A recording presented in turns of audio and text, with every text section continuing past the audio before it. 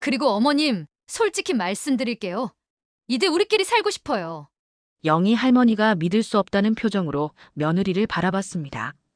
어머님과 같이 살기가 너무 힘들어요. 냄새도 나고 친구들 초대하기도 부끄럽고. 냄새가 난다고. 걸레 냄새, 약품 냄새 정말 견디기 힘들어요. 어머님이 병원에서 일하시니까 온 집 아니? 설이나, 그만해. 도연이 급하게 말렸지만 서리는 멈추지 않았습니다. 아니에요. 이제 참을 수 없어요. 어머님, 어디든 가서 사세요. 우리는 이제 혼자 살고 싶어요. 그 순간 77세 할머니의 눈에서 지금까지 본 적 없는 차가운 빛이 스쳤습니다. 하지만 이 며느리는 몰랐습니다.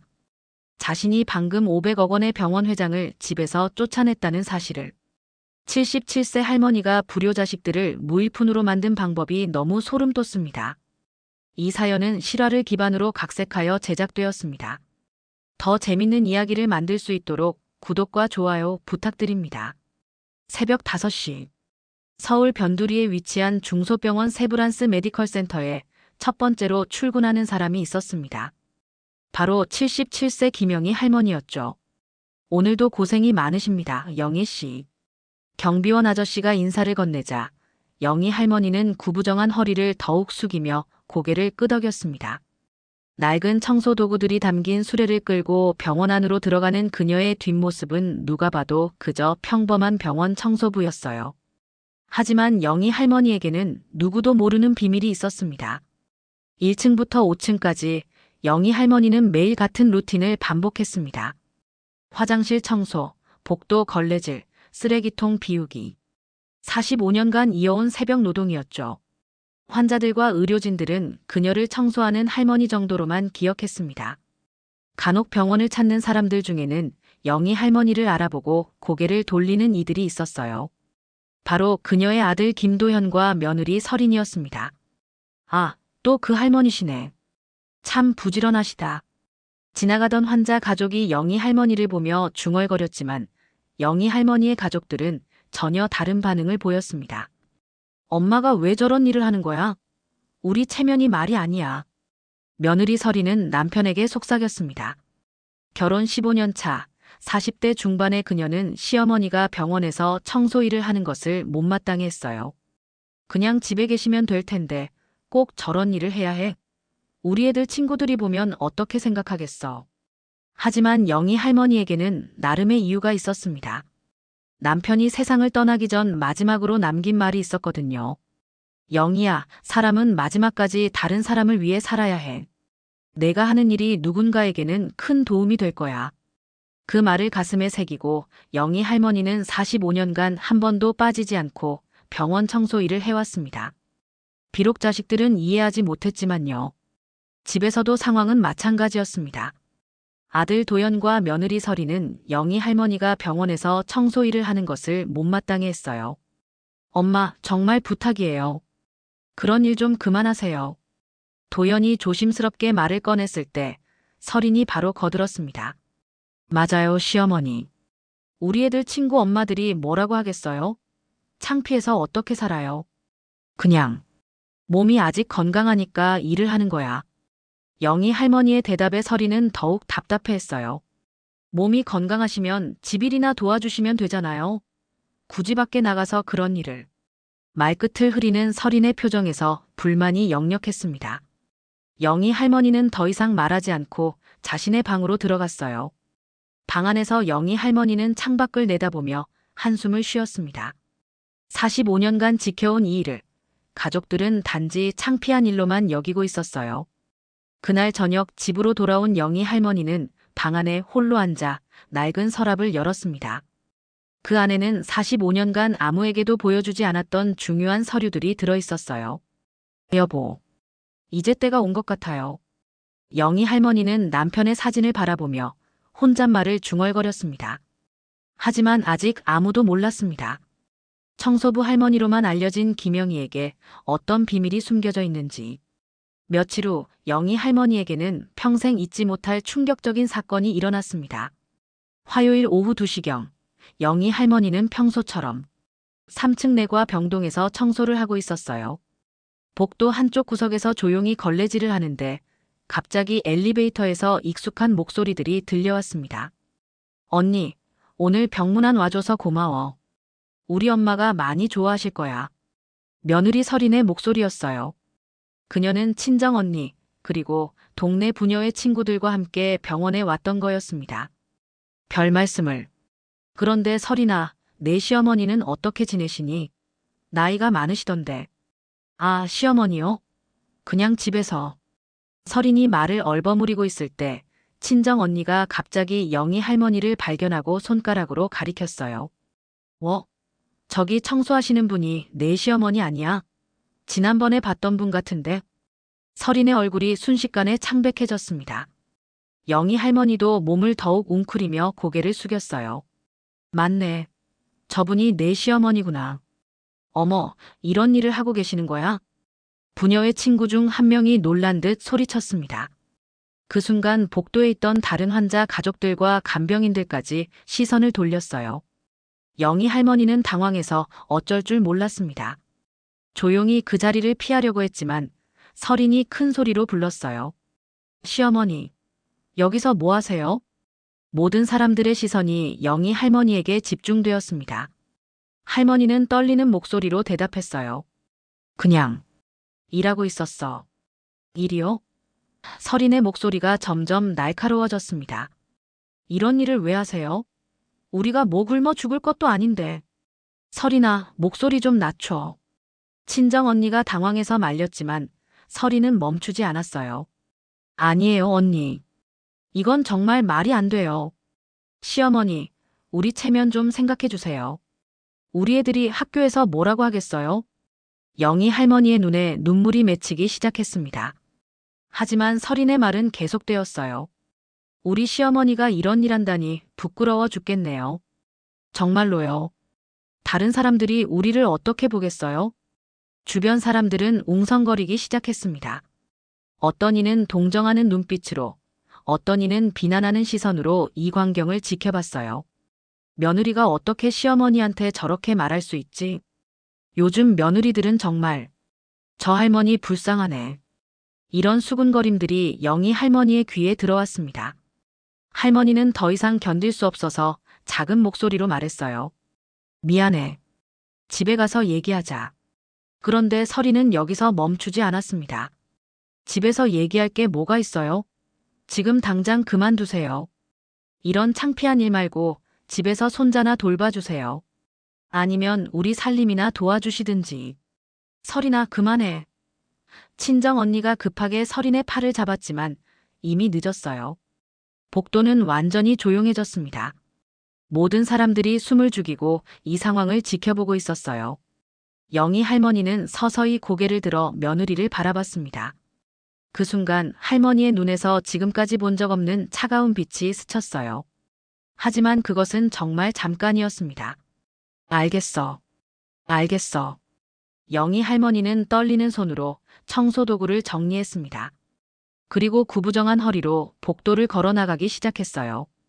그때 간병인 중 한 분이 다가와서 말했습니다. 할머니, 괜찮으세요? 물 한 잔 드릴까요? 고마워요. 괜찮아요. 영희 할머니는 고개를 끄덕이며 엘리베이터를 탔습니다. 문이 닫히면서 복도의 웅성거림도 함께 사라졌어요. 그날 저녁 집에 돌아온 영희 할머니는 방 안에서 한참을 앉아 있었습니다. 45년간 한 번도 열어보지 않았던 낡은 서랍을 천천히 열었어요. 그 안에는 노랗게 바랜 봉투 하나가 들어 있었습니다. 봉투 겉면에는 남편의 손글씨로 영희에게라고 적혀 있었어요. 여보, 정말 이제 때가 온 건가요? 영희 할머니는 남편의 유언장과 함께 보관해둔 또 다른 서류들을 꺼냈습니다. 건물 등기부등본, 은행 통장, 그리고 아무도 모르는 인감 도장까지. 45년간 숨겨온 진실을 드러낼 때가 온 것 같았습니다. 하지만 설인과 도연은 아직 몰랐어요. 자신들이 건드린 것이 단순한 청소부 할머니가 아니라는 사실을. 병원에서 벌어진 굴욕적인 사건 이후 집안 분위기는 더욱 차가워졌습니다. 영희 할머니는 며칠간 말수가 줄어들었고 설인과 도연은 서로 눈치를 보며 지냈어요. 그런데 일주일 후 도연이 급하게 집으로 들어오더니 영희 할머니를 불렀습니다. 엄마, 잠깐 얘기 좀 해요. 거실에 앉은 도연의 표정은 심각했어요. 옆에는 설인도 함께 앉았습니다. 무슨 일이야? 영희 할머니가 궁금해하자 도연은 한숨을 크게 쉬며 입을 열었어요. 엄마, 사실은 제가 사업을 하나 시작하려고 하거든요. 사업? 네. 친구와 함께 작은 식당을 차리려고 해요. 요즘 경기가 어려워서 회사 다니는 것만으로는 한계가 있어요. 설인이 거들어 말했습니다. 시어머니, 요즘 정말 살기 어려워요. 애들 학원비에, 집 관리비에. 도연이가 정말 스트레스를 많이 받고 있어요. 영희 할머니는 조용히 들었습니다. 그런데 도연의 다음 말에 깜짝 놀랐어요. 그래서 말인데, 엄마, 이 집 좀 팔아주실 수 있어요? 뭐라고? 아니면 일부라도. 전세 보증금이라든지 아니면 엄마가 모아놓으신 돈이 있으시면. 영희 할머니의 얼굴이 굳어졌습니다. 45년간 살아온 이 집을, 남편과의 추억이 담긴 이 집을 팔라는 거였어요. 도연아, 이 집은 내 아버지와 내가 평생 모은 돈으로 산 거야. 그리고 엄마, 아버지도 저희를 위해서라면 이해하실 거예요. 지금 기회를 놓치면 정말 후회할 것 같아요. 설인도 적극적으로 나섰습니다. 맞아요, 시어머니. 그리고 시어머니께서 병원에서 그런 일 안 하셔도 되잖아요. 우리가 성공하면 시어머니도 편하게 지내실 수 있어요. 부끄럽게 청소 같은 거 말고 돈으로 우리를 도와주세요. 그게 진짜 어른답게 사는 거 아닌가요? 설인의 말에 영희 할머니는 깊은 한숨을 쉬었습니다. 얼마나 필요한데? 3억 정도면. 아니, 2억만 있어도. 도연이 조심스럽게 말했지만 영희 할머니는 고개를 저었어요. 안 돼. 엄마, 이 집은 팔 수 없어. 그리고 내가 모은 돈도 줄 수 없어. 거실이 순간 조용해졌습니다. 도연과 설이는 믿을 수 없다는 표정으로 영희 할머니를 바라봤어요. 왜요? 우리가 남인가요? 설인의 목소리가 날카로워지기 시작했습니다. 사업이 잘 되면 몇 배로 갚을 수 있어요. 시어머니는 우리를 믿지 않으시는 거예요? 믿고 안 믿고의 문제가 아니야. 이 집과 내 돈에는 다른 목적이 있어. 다른 목적이 뭐예요? 시어머니 혼자 쓰시겠다는 거예요? 설인의 말이 점점 거세졌습니다. 아니면 우리한테 안 주고 다른 데 주실 생각이세요? 우리는 15년간 모셨는데. 설인아, 말을 좀 조심해. 도연이 아내를 말렸지만 설인은 멈추지 않았어요. 뭐가 잘못됐어요? 우리가 뭘 잘못했어요? 시어머니를 모시고 살면서 한 번도 불평한 적 없어요. 하지만 병원에서는 나를 창피하다고 했잖니. 영희 할머니가 조용히 말하자 설인의 얼굴이 빨갛게 달아올랐어요. 그건 정말 창피했으니까요. 다른 사람들 앞에서 그런 일을 하시니까. 그럼 내가 하는 일이 부끄러운 일이란 말이니? 부끄럽죠. 솔직히 말하면 부끄러워요. 설인이 소리를 지르자 도연이 급하게 나섰습니다. 엄마, 설인이가 화가 나서 그런 거예요. 우리가 정말 절실해요. 한 번만 도와주세요. 하지만 영희 할머니의 대답은 변하지 않았습니다. 안 돼. 이 집도 내 돈도 줄 수 없어. 그 순간 설인이 벌떡 일어나며 소리쳤어요. 그럼 우리 보고 어떻게 살라는 거예요? 시어머니는 우리 고생하는 거 보고 싶으세요? 고생이 뭔지 나도 알아. 45년간 새벽마다 일어나서 일해봤으니까. 그 일이 뭐가 대수라고. 걸레질이나 하는 게. 설인의 말에 영희 할머니의 눈이 순간적으로 차갑게 변했습니다. 걸레질. 그래, 내가 하는 건 걸레질이구나. 시어머니, 제발 현실을 보세요. 우리를 도와주시면 모두가 행복해질 수 있어요. 행복. 영희 할머니는 서서히 일어나서 자신의 방으로 향했습니다.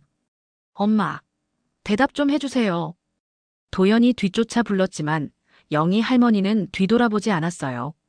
방문이 닫히자 거실에서는 설인과 도연의 실망 섞인 대화가 이어졌습니다. 정말 이해할 수 없어요. 자식들이 이렇게 애원하는데. 조금 더 기다려보자. 엄마도 생각할 시간이 필요하실 거야. 하지만 방 안에서 영희 할머니는 이미 결심을 굳히고 있었습니다. 서랍에서 낡은 봉투를 꺼내며 중얼거렸어요. 여보, 이제 정말 때가 된 것 같아요. 우리 아들이 내일을 걸레질이라고 하네요. 영희 할머니의 손에 들린 건 단순한 유언장이 아니었습니다. 45년간 아무도 몰랐던 그 어떤 비밀이 담긴 서류들이었어요. 하지만 설인과 도연은 여전히 몰랐습니다. 자신들이 지금 무엇을 잃어버리고 있는지를. 돈을 거절한 영희 할머니에 대한 설인과 도연의 불만은 날이 갈수록 커져갔습니다. 집안 분위기는 얼어붙었고 대화는 거의 끊어진 상태였어요. 그러던 어느 추운 12월 저녁, 마침내 참았던 감정들이 폭발하게 됩니다. 어머님, 정말 답답해서 못 살겠어요. 설인이 거실에서 큰 소리를 내며 영희 할머니를 불렀습니다. 옆에는 도연도 심각한 표정으로 앉아 있었어요. 무슨 일이야? 영희 할머니가 부엌에서 나오자 설인이 떨리는 목소리로 말했어요. 오늘 아파트 관리사무소에서 연락 왔어요. 어머님 때문에 우리가 얼마나 창피를 당했는지 아세요? 무슨 소리야? 관리소 아줌마가 그러는데 시어머니가 병원에서 청소 일한다고 아파트 분여회에서 다 소문이 났대요. 우리 집이 가난해서 할머니까지 일을 시킨다고. 도연도 한숨을 쉬며 거들었습니다. 엄마, 정말 부탁이에요. 이제 그만하세요. 우리도 사람 사는데 체면이라는 게 있잖아요. 체면. 체면이 그렇게 중요해.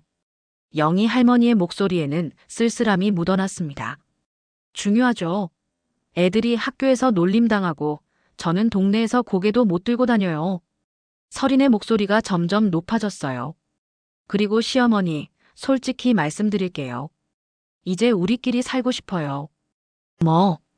시어머니랑 같이 살기가 너무 힘들어요. 냄새도 나고, 친구들 초대하기도 부끄럽고.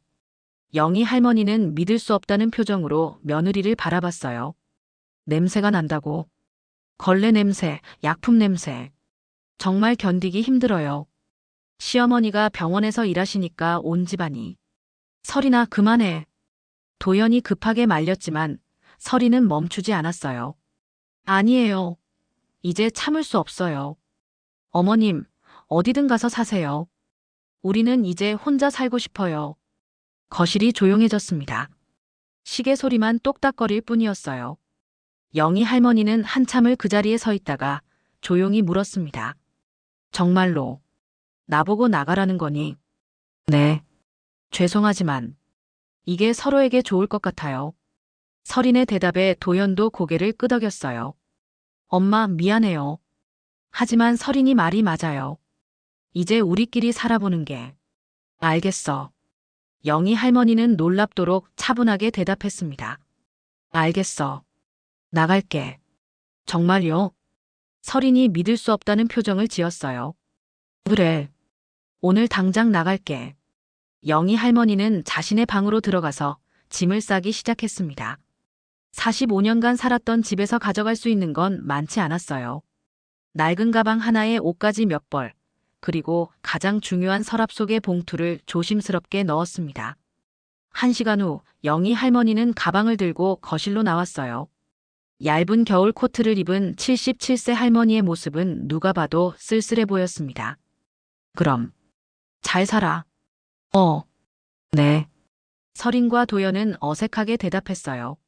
막상 할머니가 정말로 나가려고 하니까 왠지 마음이 편하지 않았거든요. 현관문을 나서기 전 영희 할머니는 한번 뒤돌아봤습니다. 45년간 살았던 집, 남편과의 추억이 담긴 집을 마지막으로 바라봤어요. 잘 있어요. 영희 할머니가 문을 닫고 나가자 집안은 갑자기 조용해졌습니다. 이제 정말 우리끼리 살 수 있게 됐네. 설인이 도연에게 말했지만 도연은 왠지 마음이 무거웠어요. 엄마가 어디서 주무실까? 찜질방이나 모텔에서 자시겠죠. 걱정하지 마요. 밤 11시. 영희 할머니는 눈이 내리는 거리를 걸었습니다.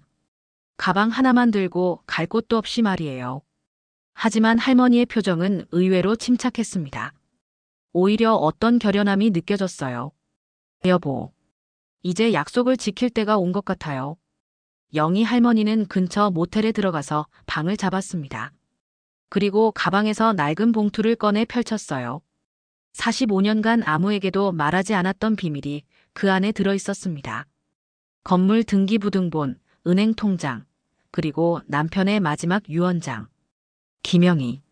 이 서류들을 아무에게도 보여주지 마라. 때가 되면 내가 알 거다. 남편이 세상을 떠나기 전 마지막으로 한 말이었어요. 영희 할머니는 휴대폰을 꺼내서 어떤 번호로 전화를 걸었습니다. 여보세요, 김 변호사님이세요? 저 김영희입니다. 네. 이제 그 일을 진행하려고 합니다. 전화 너머에서 놀란 목소리가 들려왔어요. 정말 하시겠어요? 한번 시작하면 돌이킬 수 없습니다. 네. 각오는 끝났어요. 영희 할머니는 창밖에 눈을 바라보며 조용히 말했습니다. 45년간 기다렸어요. 이제 진실을 밝힐 때가 됐어요. 그날 밤 설인과 도연은 편안한 잠에 들었습니다. 마침내 시어머니 없이 자유로워졌다고 생각하면서 말이에요. 하지만 그들은 몰랐습니다. 자신들이 방금 어떤 실수를 저질렀는지. 영희 할머니가 집에서 쫓겨난 지 일주일이 지났습니다. 설인과 도연은 마침내 자유로워진 생활을 만끽하고 있었어요. 역시 우리끼리 사니까 훨씬 좋네. 설이는 친구들을 집에 초대해서 파티를 열었습니다. 더 이상 걸레 냄새나 시어머니 눈치를 볼 필요가 없었거든요. 그런데 어머니는 어디서 지내고 계실까? 도연이 가끔 궁금해하자 설이는 대수롭지 않게 답했어요. 찜질방이나 고시원에 계시겠죠. 걱정 마요. 70이 넘어서 혼자 잘 사실 거예요. 하지만 같은 시간 영희 할머니는 전혀 다른 곳에 있었습니다. 세브란스 메디컬 센터 최고층 회장실에서 말이에요. 회장님, 정말 진행하시겠습니까? 김철수 변호사가 심각한 표정으로 물었습니다. 그의 앞에는 정장을 깔끔하게 차려입은 영희 할머니가 앉아 있었어요. 네. 45년간 기다렸습니다. 이제 때가 됐어요. 영희 할머니의 목소리는 일주일 전에 그 연약한 모습과는 전혀 달랐습니다. 당당하고 결연했어요. 하지만 한번 공개되면 되돌릴 수 없습니다. 정말 각오는 되셨습니까? 각오요? 영희 할머니는 쓸쓸하게 웃었어요. 제 아들이 제 일을 걸레질이라고 하고 며느리는 냄새난다며 집에서 쫓아냈는데 무슨 각오가 더 필요하겠어요? 알겠습니다. 그럼 내일 이사회에서 발표하겠습니다. 다음 날 오전 10시. 세브란스 메디컬 센터에는 비상이 걸렸습니다. 긴급 전체 직원 회의를 소집합니다. 모든 직원은 1층 로비로 집합해 주세요. 방송이 울려 퍼지자 의사부터 간호사, 청소 직원까지 모두 로비로 모여들었어요. 무슨 일이지? 갑자기 왜 이래? 사람들이 웅성거리는 가운데 무대 위로 한 사람이 올라왔습니다. 바로 김철수 변호사였어요. 안녕하십니까? 오늘 여러분에게 중대한 발표를 하기 위해 이 자리에 모셨습니다. 로비가 조용해졌습니다. 45년간 우리 병원에서 청소 업무를 담당해 주신 김영희님에 관한 발표입니다. 사람들이 고개를 갸우뚱했어요. 청소부 할머니가 무슨 중대 발표라는 건지 이해할 수 없었거든요. 김영희님은 단순한 청소부가 아닙니다. 변호사의 다음 말에 모든 사람들이 깜짝 놀랐어요. 김영희님은 이 세브란스 메디컬 센터의 실질적인 소유주이자 건물주십니다. 뭐라고? 말이 안 돼.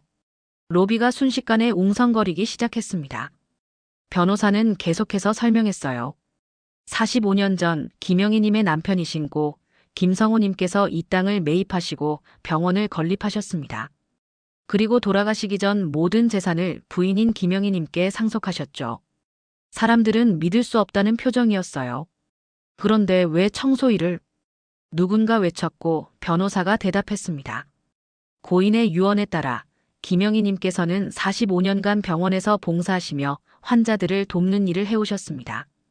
그것이 바로 청소 업무였죠. 그때 무대 위로 또 다른 사람이 올라왔습니다.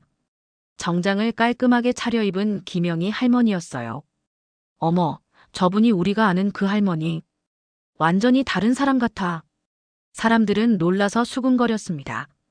구부정한 허리로 걸레질하던 할머니와는 전혀 다른 모습이었거든요. 영희 할머니가 마이크를 잡았습니다. 안녕하세요. 45년간 여러분과 함께 일해온 김영희입니다. 할머니의 목소리도 평소와 달랐어요. 당당하고 품위가 있었습니다. 남편이 세상을 떠나기 전 저에게 부탁한 게 있었어요. 사람은 죽을 때까지 다른 사람을 위해 살아야 한다고. 그래서 제가 45년간 이 병원에서 청소 일을 해온 겁니다. 로비는 완전히 조용해졌어요. 하지만 이제 그 시간이 끝났습니다. 제 가족들이 제 일을 창피하다고 걸레질이라고 무시했거든요. 영희 할머니의 목소리에 쓸쓸함이 묻어났습니다. 그래서 오늘부터 저는 더 이상 청소부 김영희가 아닙니다. 세브란스 메디컬 센터 회장 김영희입니다. 순간 로비가 폭발했어요. 와, 믿을 수 없어. 회장님. 박수가 터져 나왔고 사람들은 일어서서 환호했습니다. 그런데 이 순간 로비 뒤편에서 두 사람이 멍하니 서 있었어요.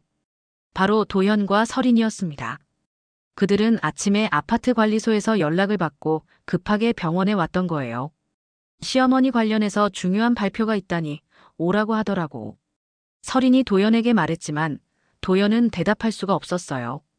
자신들이 일주일 전에 집에서 쫓아낸 그 할머니가 이 거대한 병원의 소유주였다니.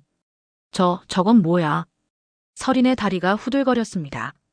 무대 위에서 영희 할머니는 마지막 발표를 했어요. 그리고 앞으로 이 병원의 모든 수익은 의료진 처우 개선과 어려운 환자들을 위해 사용될 예정입니다. 감사합니다. 박수가 다시 한번 터져 나왔고 사람들은 회장님, 회장님, 을 외쳤어요. 그 순간 영희 할머니의 시선이 로비 뒤편으로 향했습니다. 도연과 설인을 발견한 거였어요. 두 사람의 눈이 마주쳤을 때 영희 할머니의 눈에는 더 이상 따뜻함이 없었습니다. 차가운 시선이었어요. 하지만 곧 고개를 돌리며 무대를 내려갔습니다. 도연과 설인은 그 자리에서 움직일 수가 없었어요. 다리에 힘이 풀려서 주저앉을 뻔했거든요. 자신들이 무엇을 잃어버렸는지 이제야 깨닫기 시작했습니다. 영희 할머니의 정체가 공개된 후 병원은 완전히 뒤바뀌었습니다. 모든 직원들이 회장님이라고 부르며 존경을 표했고 언론에서도 이 놀라운 이야기를 앞다퉈 보도했어요. 45년간 청소부로 숨어 지낸 병원 회장, 감동의 사연. 걸레질이라고 무시한 며느리, 알고 보니 500억 병원 회장. 뉴스가 나가자마자 도현의 휴대폰이 불났습니다. 친구들, 회사 동료들, 심지어 오랫동안 연락하지 않던 친척들까지 전화를 걸어왔어요. 야, 도현아. 뉴스 봤는데 내 엄마가 정말 병원 회장이야? 미안, 지금 통화할 상황이 아니야. 도연은 전화를 끊고 설인을 바라봤어요. 며느리는 소파에 앉아서 멍하니 텔레비전을 보고 있었습니다. 이제 어떻게 하지? 모르겠어요. 정말 모르겠어요. 설인의 목소리는 떨리고 있었어요. 그때 현관문 벨이 울렸습니다. 도연이 문을 열어보니 김철수 변호사가 서 있었어요. 안녕하세요. 김영희 회장님의 법정 대리인 김철수입니다. 아, 네. 들어오세요. 변호사는 거실에 앉아서 서류 가방을 열었습니다. 회장님께서 전해달라고 하신 게 있습니다. 어머니가 뭐라고? 먼저, 이 집에 대한 이야기입니다. 변호사가 등기부등본을 꺼내자 도연과 설인이 깜짝 놀랐어요. 이 집의 실제 소유주는 김영희 회장님입니다. 45년 전 남편분 명의로 구입하셨다가 상속을 통해 회장님 소유가 되었죠. 그럼 우리는 세입자입니다. 그동안 회장님께서 임대료를 받지 않으셨을 뿐이에요. 설인의 얼굴이 창백해졌습니다. 그리고 회장님께서는 더 이상 이 집을 무료로 제공할 의사가 없다고 하십니다. 그게 무슨 뜻이에요? 한 달 안에 이사를 나가시거나 월 300만 원의 임대료를 지불하시면 됩니다. 도연이 벌떡 일어났어요. 300만 원이요? 그런 돈이 어디 있어요? 그건 제가 결정할 문제가 아닙니다. 변호사는 차분하게 대답했어요. 어머니를 만나고 싶어요. 직접 사과드리고 싶어요. 회장님께서는 만남을 거절하셨습니다. 제발요. 한 번만. 도연이 애원했지만 변호사는 고개를 저었어요. 불가능합니다. 회장님께서는 접근금지 명령도 고려하고 계십니다. 그때 설인이 갑자기 일어나서 소리쳤어요. 이건 말이 안 돼요. 우리가 15년간 모셨는데 한 번의 실수로 이럴 수 있어요? 한 번의 실수요? 변호사의 목소리가 차가워졌습니다.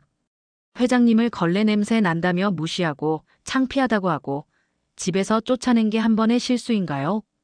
서리는 할 말이 없었어요. 그리고 회장님의 45년 봉사를 걸레질이라고 폄하한 것도 한 번의 실수입니까? 변호사는 서류를 정리하며 일어났습니다. 마지막으로 전해드릴 말씀이 있습니다. 회장님께서 그러시더군요. 진짜 가족은 피로 이어지는 게 아니라 마음으로 이어지는 것이다라고요. 문이 닫히자 집안은 조용해졌습니다. 이제 정말 어떻게 하지? 도연이 중얼거렸을 때 서린이 갑자기 말했어요. 병원으로 가요. 무릎 꿇고라도 빌어봐요. 만나주지 않을 텐데. 그래도 해봐야죠. 우리가 할 수 있는 건 그것밖에 없어요. 1시간 후 도연과 서린은 세브란스 메디컬 센터에 도착했습니다. 하지만 1층 로비에서부터 보안 요원들이 그들을 막았어요. 죄송합니다. 회장님께서 면회를 거절하셨습니다. 제발요. 정말 중요한 일이에요. 불가능합니다. 그때 엘리베이터에서 영희 할머니가 내려왔습니다. 비서와 함께 당당한 모습으로 걸어 나오는 할머니를 보자 도연과 서리는 무릎을 꿇고 말았어요. 어머니, 정말 죄송해요. 어머님, 잘못했어요. 두 사람은 로비 바닥에서 통곡하기 시작했습니다. 제발 용서해 주세요. 우리가 미쳤어요. 주변 사람들이 모여들어 구경했지만 영희 할머니는 그들을 내려다보기만 했어요. 어머니, 저희 집에서 쫓아낸 거 정말 후회해요. 다시 돌아와 주세요. 도연이 울먹이며 애원했지만 영희 할머니는 한마디도 하지 않았어요. 어머님, 앞으로 정말 잘할게요. 존경하겠어요. 서린도 목이 터져라 소리쳤지만 영희 할머니는 그냥 지나쳐버렸습니다. 회장님, 차가 준비되었습니다. 비서의 말에 영희 할머니는 고개를 끄덕이고 밖으로 나갔어요. 도연과 서리는 로비 바닥에서 계속 울고 있었습니다. 끝났어. 정말 끝났어. 하지만 아직 끝이 아니었습니다. 영희 할머니에게는 마지막 계획이 남아 있었거든요. 영희 할머니가 자신의 정체를 공개한 지 한 달이 지났습니다. 그동안 병원은 완전히 새로운 모습으로 변해 있었어요. 회장님, 오늘 의료진 회의 결과를 보고 드리겠습니다. 비서가 회장실로 들어와서 서류를 건네자 영희 할머니는 꼼꼼히 살펴봤어요. 간병인들 처우가 많이 개선됐네요. 네. 회장님께서 지시하신 대로 급여를 30% 인상하고 복지 혜택도 확대했습니다. 영희 할머니는 만족스럽게 고개를 끄덕였습니다. 45년간 함께 일했던 동료들이 더 나은 환경에서 일할 수 있게 된 거였어요. 그리고 장학재단 설립 준비도 순조롭게 진행되고 있습니다. 좋아요. 어려운 환경의 의대생들이 꿈을 포기하지 않았으면 좋겠어요. 그때 인터폰이 울렸습니다. 회장님, 1층에서 또 도연과 서린이 왔나요? 네. 오늘로 열흘째입니다. 영희 할머니는 한숨을 쉬었어요. 도연과 서린은 매일같이 병원에 와서 로비에서 무릎을 꿇고 사과하고 있었거든요. 오늘도 만나지 않겠습니다. 알겠습니다. 하지만 마음이 편하지는 않았어요. 아무리 상처를 받았다고 해도 45년간 키운 아들이었으니까요. 점심시간이 되자 영희 할머니는 회장실을 나와 병원 안을 둘러봤습니다. 예전처럼 환자들과 직원들을 만나보고 싶었어요. 회장님, 복도에서 만난 간병인 김순자 씨가 반갑게 인사했습니다. 순자 씨, 요즘 어때요? 덕분에 정말 좋아요. 급여도 올라가고 쉬는 시간도 늘어나고. 회장님 덕분이에요. 우리가 다 함께 만든 결과죠. 영희 할머니가 따뜻하게 미소 지었을 때 순자 씨가 조심스럽게 말했어요. 그런데 회장님, 1층에 계신 분들 때문에 마음이 아프시죠? 저희가 봐도 너무 안쓰러워요. 매일 무릎 꿇고 울고 계시는데. 영희 할머니는 대답하지 않았어요. 하지만 마음 한구석이 아프긴 했습니다. 그날 저녁 영희 할머니는 병원 옥상 정원에 올라갔습니다. 서울 시내가 한눈에 보이는 곳이었어요. 여보, 제가 너무 냉정한 건 아닐까요? 남편의 사진을 보며 혼잣말을 했습니다. 하지만 우리 아들이 제 일을 걸레질이라고 했어요. 45년간 당신과 약속한 일을요. 바람이 불어와 머리카락을 흩어놓았어요. 그때 뒤에서 누군가가 다가왔습니다. 회장님, 돌아보니 병원 원장인 박민수 박사였어요. 원장님, 이런 시간에 웬일이세요? 회장님께 말씀드리고 싶은 게 있어서요. 박 원장은 영희 할머니 옆에 서서 말했습니다. 오늘 응급실에 할머니 한 분이 오셨는데 치료비가 없어서 걱정이시더군요. 그래서요? 제가 회장님 이야기를 해드렸어요. 45년간 청소 일을 하시면서 환자들을 돌봐주신 분이라고요. 영희 할머니가 관심 있게 들었어요. 그 할머니께서 그러시더군요. 그런 분이야말로 진짜 어른이다. 우리는 그런 분을 존경해야 한다고요. 그리고 한 말씀 더 하시더군요. 가족이란 건 서로를 이해하고 용서하는 거다. 하지만 먼저 진심으로 뉘우쳐야 한다고요. 영희 할머니는 생각에 잠겼어요. 회장님께서 하신 선택을 누구도 비판할 수 없습니다.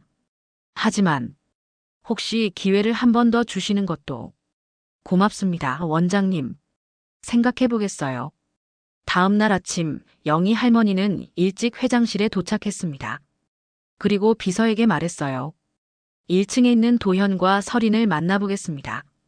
정말요? 네. 하지만 조건이 있어요. 어떤 조건이신지요? 제가 앞으로 하려는 일에 대해서 들어보고 그들이 어떤 반응을 보이는지 확인하고 싶어요. 1시간 후 도현과 설인이 회장실로 올라왔습니다. 한 달간 매일 무릎을 꿇었던 탓에 두 사람 모두 많이 야위어 보였어요. 어머니. 도현이 눈물을 글썽이며 말하려고 했지만 영희 할머니가 손을 들어 제지했어요. 말하기 전에 먼저 들어보세요. 네. 저는 앞으로 이 병원의 모든 수익을 사회에 환원하려고 해요. 어려운 환자들 치료비 지원, 의료진 교육, 간병인 처우 개선에 쓸 거예요. 도현과 설인이 놀란 표정을 지었어요. 그리고 제가 살던 집도 어려운 가정을 위한 임시 거주지로 제공할 계획이에요. 어머니, 그럼 저희는 여러분이 앞으로 어떻게 살지는 여러분이 정하세요. 다만 제게 의존하려고 하지는 마세요. 설인이 입을 열었어요. 어머님, 저희가 정말 잘못했어요. 어머님의 일을 무시한 것 정말 후회해요. 그 일이 얼마나 소중한 일인지 이제야 깨달았어요. 도연도 고개를 숙이며 말했습니다. 저희가 어머님을 이해하지 못했어요. 45년간 남을 위해 사신 분을 말이에요. 영희 할머니는 두 사람을 조용히 바라봤어요. 정말 그렇게 생각해요? 네. 진심이에요. 그럼 저와 함께 일하실 건가요? 급여는 많지 않아요. 하지만 보람은 있을 거예요. 일이요? 이 병원에서 환자들을 돕는 일이에요. 간병 보조, 청소, 급식 도우미. 여러분이 그동안 무시했던 그런 일들 말이에요. 도연과 설인은 서로를 바라봤어요. 해보고 싶어요. 설인이 먼저 대답했습니다. 저도요, 어머니. 도연도 고개를 끄덕였어요. 영희 할머니는 처음으로 따뜻한 미소를 지었습니다. 그럼 내일부터 시작해보죠. 하지만 특별 대우는 없어요. 감사합니다, 어머니. 창밖으로 따뜻한 햇살이 들어왔어요. 45년 만에 진짜 가족의 의미를 찾게 된 순간이었습니다. 하지만 영희 할머니에게는 더 큰 계획이 남아 있었어요. 진정한 행복을 위한 마지막 선택이 기다리고 있었습니다. 6개월 후 세브란스 메디컬 센터는 완전히 새로운 모습이 되어 있었습니다. 어머님, 오늘 간병 교육 수료식 준비가 끝났어요. 설인이 영희 할머니에게 보고하며 환한 미소를 지었어요. 예전에 그 거만한 모습은 온데간데 없었습니다. 고생 많았어요. 설인 씨 덕분에 간병인분들이 더 전문적인 지식을 배울 수 있게 됐어요. 아니에요. 제가 더 많이 배우고 있어요. 어떻게 살아야 하는지를요. 지난 6개월간 설인은 간병인들과 함께 일하면서 완전히 달라졌어요. 예전에는 창피하다고 여겼던 일들이 얼마나 소중한 일인지 깨달았거든요. 어머니, 급식실 자원봉사 마쳤습니다. 도연도 앞치마를 두른 채로 들어왔어요. 얼굴에는 땀이 맺혀 있었지만 표정은 밝았습니다. 환자분들이 맛있다고 하시네요. 정성껏 만드니까 그렇죠. 영희 할머니는 흐뭇하게 바라봤어요. 아들과 며느리가 진정으로 변한 걸 느낄 수 있었거든요. 그날 오후 영희 할머니는 특별한 자리를 마련했습니다. 병원 강당의 환자들과 가족들, 그리고 직원들을 모두 초대한 거였어요. 오늘 여러분께 중요한 발표가 있어서 이 자리에 모셨습니다. 영희 할머니가 단상에 올라서자 강당은 조용해졌습니다. 지난 45년간 저는 이 병원에서 많은 것을 배웠어요. 청소를 하면서 환자분들을 돌보면서 말이죠. 사람들이 집중해서 들었어요. 그리고 6개월 전 제가 얼마나 큰 축복 속에 살고 있었는지 깨달았습니다. 영희 할머니의 시선이 도연과 설인에게 머물렀어요. 진정한 가족이란 혈연으로만 이어지는 게 아니라는 것을 배웠거든요. 어머님, 설인이 눈물을 글썽였어요. 오늘부터 이 병원은 김성호 자선병원으로 이름을 바꿉니다. 제 남편의 뜻을 이어받아서요. 박수가 터져 나왔어요. 그리고 앞으로 이 병원의 모든 수익은 어려운 환자분들을 위해 쓰일 예정입니다. 또한 전국 각지에 작은 무료 진료소들을 세울 계획이에요. 와! 환호성이 들려왔어요.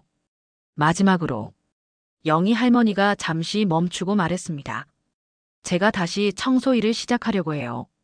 회장님, 사람들이 놀란 표정을 지었어요. 45년간 해온 일이에요. 제가 가장 보람을 느끼는 일이거든요. 그때 도연이 벌떡 일어났어요. 어머니, 저도 함께 하겠습니다. 저도요, 어머님. 설인도 일어났어요. 우리가 함께 청소하겠어요. 부끄러운 일이 아니라 자랑스러운 일이라는 걸 이제 알거든요. 영희 할머니의 눈에 눈물이 맺혔어요. 고마워요. 그때 간병인 김순자 씨가 일어나서 말했습니다. 회장님, 저희도 함께 하겠어요. 우리 모두가 한 가족이잖아요. 맞아요. 우리가 함께 해요. 강당 안의 모든 사람들이 일어서서 박수를 쳤어요. 의사, 간호사, 간병인, 청소부, 급식 직원까지 모두가 하나가 된 순간이었습니다. 그날 저녁 영희 할머니는 도현, 설인과 함께 작은 식당에서 저녁을 먹었어요. 어머니, 정말 죄송했어요. 도연이 고개를 숙이며 말했습니다. 어머님의 일이 얼마나 소중한 일인지 몰랐어요. 설인도 눈물을 닦으며 말했어요. 괜찮아요. 이제 알면 된 거예요. 영희 할머니는 두 사람의 손을 잡았습니다. 사람은 언제든 변할 수 있어요. 중요한 건 진심이거든요. 어머니, 진정한 효도란 부모에게 돈을 드리는 게 아니에요. 부모의 마음을 이해하고 함께 의미 있는 일을 하는 거예요. 네, 이제 알겠어요. 다음 날 새벽 세브란스 메디컬 센터에는 특별한 광경이 펼쳐졌어요. 영희 할머니, 도현, 설인이 함께 청소도구를 들고 병원을 청소하고 있었거든요. 여기 좀 더 깨끗하게 닦아야겠어요. 설인이 꼼꼼히 바닥을 닦으며 말했어요. 환자분들이 편안해 하셔야 하니까요. 도연도 열심히 창문을 닦았어요. 어머니, 45년간 혼자서 이 모든 일을 하셨다니. 정말 대단해요. 혼자가 아니었어요. 환자분들, 직원분들과 함께 한 거였죠. 영희 할머니는 따뜻하게 미소 지었어요. 그때 간병인 김순자 씨가 다가와서 말했습니다. 회장님 가족이 함께 일하시는 모습이 정말 아름다워요. 고마워요, 순자 씨. 이제 진짜 가족이 되신 것 같아요. 맞았어요. 이제야 진짜 가족이 된 거였습니다. 한 달 후 영희 할머니에게 특별한 소식이 들려왔어요. 정부에서 사회봉사상을 주겠다는 연락이 온 거였어요. 회장님, 수상식에 참석하실 건가요? 비서가 물었지만 영희 할머니는 고개를 저었어요. 상은 필요 없어요. 제가 한 일은 당연한 일이었거든요. 하지만 대신 그 시간에 환자분들과 함께 있겠어요. 그날 오후 영희 할머니는 안병동에서 환자들에게 꽃을 나누어 주고 있었어요. 할머니, 고마워요. 한 환자가 영희 할머니의 손을 잡으며 말했습니다. 할머니 덕분에 희망을 얻었어요. 아니에요. 저야말로 여러분 덕분에 살아가는 힘을 얻고 있어요. 그 순간 영희 할머니는 깨달았어요. 남편이 마지막에 한 말의 진정한 의미를요. 사람은 마지막까지 다른 사람을 위해 살아야 해. 바로 이것이었어요. 돈이 많고 적음이 아니라 다른 사람을 위해 사는 마음이 진정한 부자를 만드는 거였습니다. 해가 저물 무렵 영희 할머니는 병원 옥상 정원에서 서울 시내를 바라보고 있었어요. 여보, 약속 지켰어요. 남편의 사진을 보며 조용히 말했습니다. 우리 아이들이 진정한 효도가 뭔지 알게 됐어요. 그리고 저도 진정한 행복이 뭔지 알게 됐고요. 바람이 불어와 머리카락을 흩어놓았어요. 하지만 이번에는 따뜻한 바람이었습니다. 청소부라고 불렸던 제 두 손은 결국 사람의 눈물을 닦아주는 손이었습니다. 77세 영희 할머니의 인생에서 가장 아름다운 순간이었어요. 진정한 부자는 많은 돈을 가진 사람이 아니라 많은 사람을 행복하게 만드는 사람입니다. 그리고 진정한 효도는 부모의 마음을 이해하고 함께 의미 있는 삶을 사는 것입니다. 오늘 이야기 어떠셨나요? 이야기가 재밌으셨다면 구독과 좋아요 한 번씩 눌러주세요. 감사합니다.